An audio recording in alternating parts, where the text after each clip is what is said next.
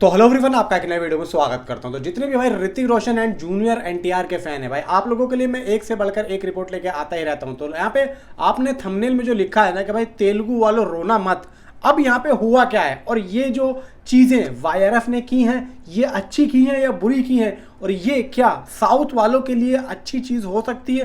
क्योंकि यहाँ पे मैंने जो आप लोगों को लास्ट वीडियो में एक बात बताई थी कि वाईआरएफ यानी कि आदित्य चोपड़ा बहुत तगड़ी यहाँ पे स्ट्रैटेजी लेके चल रहे हैं, और वो अपने साथ में एक नए तरीके का मतलब मान के चलो एक नया ही एक्सपीरियंस लेके चल रहे हैं, अपने साथ एक नया एक्सपीरियंस कर रहे हैं कि अगर मैं इस तरीके से इस काम को करता हूँ तो क्या मुझे बेनिफिट मिलेगा या नहीं मिलेगा। बात ये आती है कि स्पाई यूनिवर्स में पहली बार ऐसा होने जा रहा है जिसमें कोई साउथ का एक्टर यहाँ पे मौजूद है, और वो भी बराबर टक्कर का। तो यहाँ पे वाईआरएफ ने ठीक उसी तरीके से जिस तरीके से जूनियर एनटीआर का ऑरा है साउथ में और हिंदी मार्केट में और ख़ासतौर से ओवरसीज़ में, तो यहाँ पे वाईआरएफ पूरे तरीके से उनके पोटेंशियल का फ़ायदा उठाना चाहता है। और यही चीज़ हर दूसरे दिन में प्लानिंग चलती है वाईआरएफ के ऑफिस में, और आदित्य चोपड़ा अपनी टीम के साथ में इस पे बहुत ज़्यादा काम कर रहे हैं कि यहाँ पे क्या हम ये करें या वो करें। क्योंकि अब यहाँ पे जो डिस्ट्रीब्यूटर्स हैं ख़ासतौर से तेलुगु के, आंध्र प्रदेश, तेलंगाना और वहाँ के जितने भी साइड के जो एरियाज़ हैं, मैंने जैसे कि आप लोगों को अपनी लास्ट वीडियो में बताया था, और अगर आप लोगों ने वो लास्ट वीडियो नहीं देखी जिसमें मैंने फुल डिटेल दी है, जो कि इससे पहले की वीडियो है, ये उसी वीडियो का दूसरा पार्ट है, वो मैंने डिस्क्रिप्शन में दे दिया, आप जाके देख लेना। अब बात ये आती है कि यहाँ पे हुआ क्या है। अगर जिस भाई ने वो वीडियो देख रखी है तो आप लोगों को पता होगा, जिसने नहीं देखी है तो आप लोग वो वीडियो नीचे डिस्क्रिप्शन में जाके देख लेना। मैं जो उसके बाद अब जो ये बात बोलने वाला हूँ थोड़ी सी मैं आप लोगों को बता देता हूँ। मैंने उसमें ये बोला था कि जो आदित्य चोपड़ा है वो साउथ में, आंध्र प्रदेश और तेलंगाना, खासतौर से तेलुगु में अपनी छाप छोड़ रहे हैं, और वहाँ पे जितने भी डिस्ट्रीब्यूटर्स हैं यानी कि जो छोटे छोटे कस्बे हैं, यानी कि मान के चलो एक डिस्ट्रीब्यूटर के पास में 5 कस्बे हैं, यानी कि 5 जगह हैं, एक के हाथ में 5 जगह हैं, तो वो क्या कर रहे हैं, वो उन 5 जगहों पे छोटे छोटे लोकल डिस्ट्रीब्यूटर ढूंढ रहे हैं और वो उस पर अपनी फिल्म को बेचना चाह रहे हैं। वो इसलिए क्योंकि वो चाह रहे हैं कि मुझे ज़्यादा से ज़्यादा मुनाफा मिल जाए। क्योंकि अगर मैं एक को बेचता हूँ तो मान के चलो अगर 10 करोड़ या 20 करोड़, एक नंबर दे रहा हूँ ऐसी बात समझाने के लिए, अगर मान लो 20 करोड़ में एक डिस्ट्रीब्यूटर के पास जाता है तो वो 5 एरिया को कवर करेगा। लेकिन अगर यहाँ पे 5 अलग अलग एरियो में जाता है तो लगभग मान के चलो 6 करोड़ का एक डिस्ट्रीब्यूटर मान के चलो, तो 6 पंजे 30 हो गए। तो यहाँ पे फ़ायदा आदित्य चोपड़ा का ही होगा। अब बात ये आती है कि क्या वो डिस्ट्रीब्यूटर इतने में बिक पाए। अंदर की जो बात निकल के आई है, बहुत से लोगों ने यहाँ पे होमाले फिल्म्स, यहाँ पे केवीएन प्रोडक्शन, मैत्री मूवी तक ने अप्रोच किया कि भाई हम आपकी इस मूवी को लेना चाहते हैं, आप हमें बेचो, हम इसको डब्ड करके अपने मार्केट में दिखाएंगे। तो यहाँ पे आदित्य चोपड़ा ने इस चीज़ को रद्द कर दिया, नहीं माना, नहीं सुनी उनकी। क्योंकि उसके बाद में जो अपडेट आई थी वो ये थी कि एक आदमी के हाथ में 5 जो है कस्बे होंगे। तो अब यहाँ पे उस तरीके से उस चीज़ को भी रद्द कर दिया है। अब यहाँ पे जो चाह रही है वाईआरएफ, आदित्य चोपड़ा, वो क्या चाह रहे हैं वो बड़े ध्यान से सुनना। अब ये जो मैंने आपको इतनी बात बताई है, इतनी बात सुनने के बाद में बहुत से फैंस, खासतौर से जूनियर एनटीआर के, और जो एक न्यूट्रल ऑडियंस है खासतौर से साउथ में वो आई, वो कमेंट कर रही है ट्विटर पे जा जाके, क्या सच में साउथ में और तेलुगु में रिलीज़ नहीं होगी, क्या तेलुगु वालों को रोना पड़ेगा।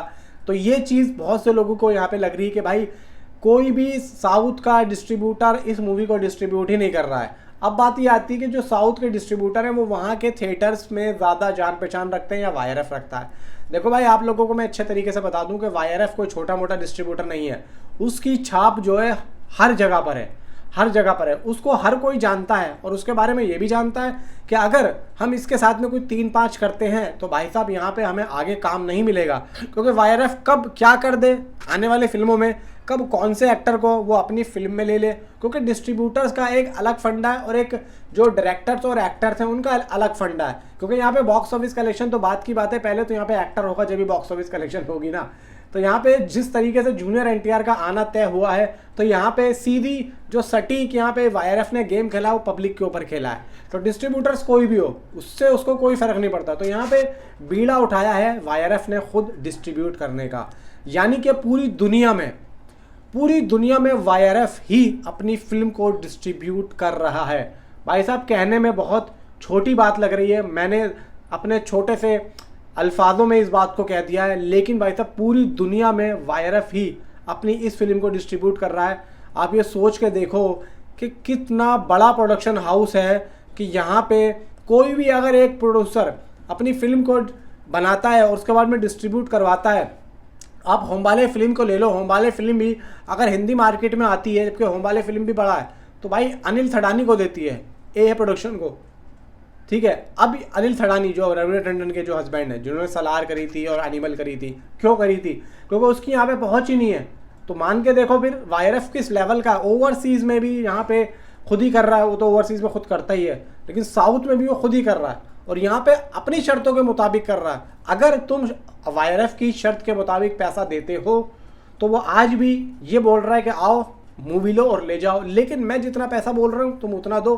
तो वहाँ के जो डिस्ट्रीब्यूटर्स हैं, जो बड़े बड़े जो प्रोडक्शन हाउस हैं, उनके खुद के अपने डिस्ट्रीब्यूटर हैं जो कि साउथ में चलाते हैं, वो अपना अलग खेला खेल रहे कि यार हम अगर फिल्म लेंगे तो हम अपने तौर तरीकों पे लेंगे ना, हम क्यों वायरएफ की माने। तो भाई सीधी सी बात है, जिसकी फिल्म है वो बेचे उसकी मर्जी, वो ना बेचे उसकी मर्जी। बात समझ में आ रही है? वही चीज़ मैं आप लोगों को समझाना चाह रहा हूँ कि आदित्य चोपड़ा खुद ही इस मूवी को प्रोड्यूस करेंगे, प्रोड्यूस तो कर ही रहा है, सॉरी, डिस्ट्रीब्यूट करेंगे पूरे साउथ में, पूरी इंडिया में, पूरी वर्ल्ड में, जहाँ जहाँ ये फिल्म रिलीज़ हो रही है। कोई भी डिस्ट्रीब्यूटर नहीं है, सिर्फ और सिर्फ वाईआरएफ का ही डिस्ट्रीब्यूटर इस मूवी के भाई साहब करने वाला है। तो ये कोई छोटी न्यूज़ नहीं है भाई साहब, बहुत बड़ी न्यूज़ है। और इससे क्या होगा, इससे कूली को नुकसान होगा, क्योंकि यहाँ पे जो दूसरा डिस्ट्रीब्यूटर है वो यहाँ पे कूली वालों के साथ में थोड़ी बहुत भाईचारा दिखा सकता था। अब ले दे के जो तेलुगु में, यानी कि हाँ तेलुगु में तमिल के एक्टर यानी कि नागार्जुन का वो अपना ये डिस्ट्रीब्यूटर है जो कि अन्नपूर्णा के नाम से है। अब वो अगर तेलुगु में जाता है, तेलुगु में बना हुआ है वो, तेलुगु में उसकी पूरी बिल्डिंग है तेलुगु इंडस्ट्री में, तो वहाँ पे वो कह रहा है कि मैं कूली को डिस्ट्रीब्यूट करूँगा। लेकिन सामने जब वाईआरएफ है तो वाईआरएफ के साथ में एक तो भाई साहब पीवीआर आइनॉक्स सिनेपोलिस भी है। तो यहाँ पे अब पूरे इंडिया में पीवीआर और आइनॉक्स पे मल्टीप्लेक्सेस पे ज़्यादा फिल्में लगी हुई हैं, चलती हैं। तो यहाँ पे एक तो हाथ पीवीआर आइनॉक्स का भी पकड़ा हुआ है वाईआरएफ ने कि भाई यहाँ पे अगर कुछ होता है तो पीवीआर आइनॉक्स तो इधर संभाल ही लेगा। बाकी डिस्ट्रीब्यूशन में मैं छोटे लेवल पे इसको, और अभी से स्टार्ट भी हो चुका है, काम स्टार्ट हो चुका है, छोटी छोटी जगहों पे इन्होंने जाना शुरू कर दिया, कांटेक्ट करना शुरू कर दिया, सारे ही एग्जिबिटर्स को यहाँ पे बुलाया गया है और यहाँ पे मीटिंग हो रही है, सभी के पास मेल वगैरह जा चुकी है। अब आप सोच लो कि यहाँ पे किस लेवल पे काम हो रहा है। तो भाई साहब यहाँ पे डे 1 तो मेरी समझ में नहीं आ रहा मैं क्या बोलूँ, आपके समझ में आ रहा हो तो नीचे कमेंट में जरूर बताना। तो मिलता हूँ आपसे अगली वीडियो में, थैंक्स फॉर वॉचिंग।